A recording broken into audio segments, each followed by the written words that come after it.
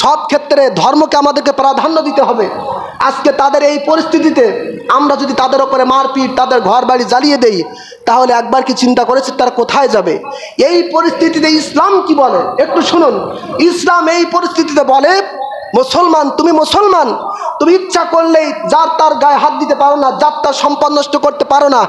এই পরিস্থিতিতে তোমার জন্য নবীজির মক্কা বিজয় থেকে, মক্কা বিজয়ের ঘটনা থেকে শিক্ষা নিতে হবে। ঠিক কিনা বলুন?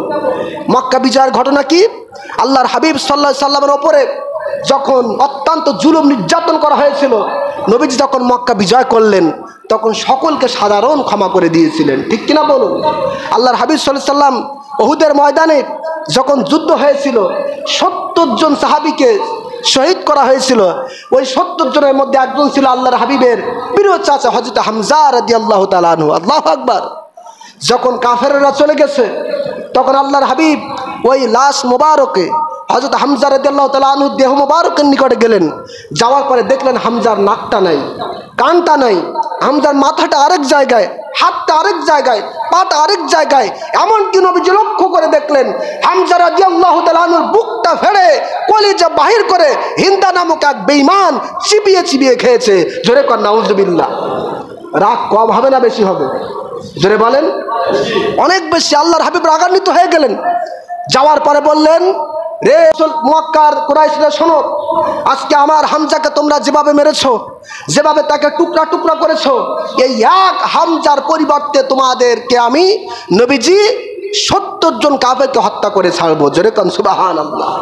এক হামজার পরিবর্তে কতজন? 70 জন।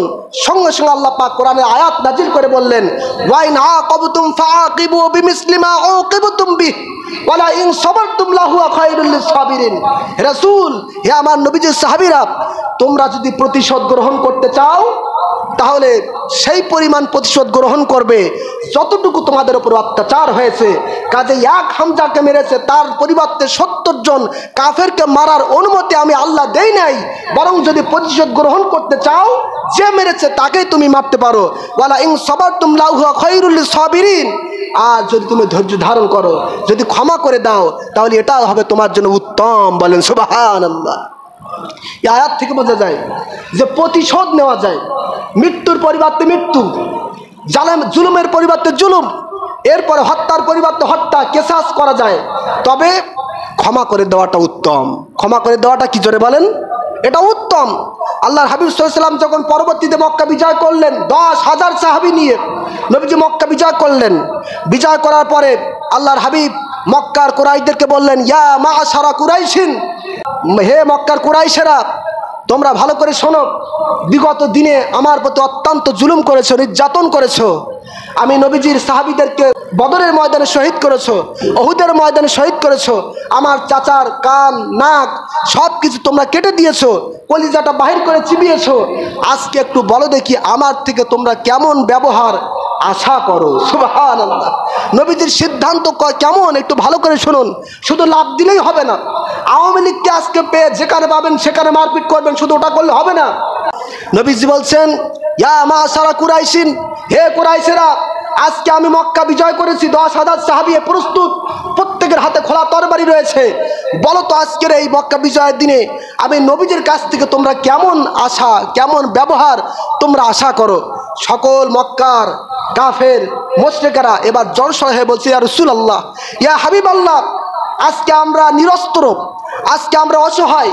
কাজে আপনি যদি আজকে আমাদেরকে বন্দি করেন অথবা হত্যা করেন, আমাদের কোনো কিছু করার নাই, আমাদের সেটা সহ্য করতে হবে, মেনে নিতে হবে। তবে নবীজি, আমরা এটা বিশ্বাস রাখি আপনি হচ্ছেন রাহমাতাল লিল আলামিন। আল্লাহ আপনাকে রহমত দিয়ে দুনিয়াতে পাঠিয়েছেন, আপনি অসহায় মানুষকে আপনি সাহায্য করেন। সুতরাং আজকের এই মক্কা বিজয়ের দিনে আমরা মক্কার সকল কুরাইশেরা নবীজি আপনার কাছে সবচেয়ে ভালো আচরণ, সবচেয়ে ভালো ব্যবহার এটা আমরা আশা করি। সুবহানাল্লাহ। নবীজি সেদিন কি বলেছিলেন?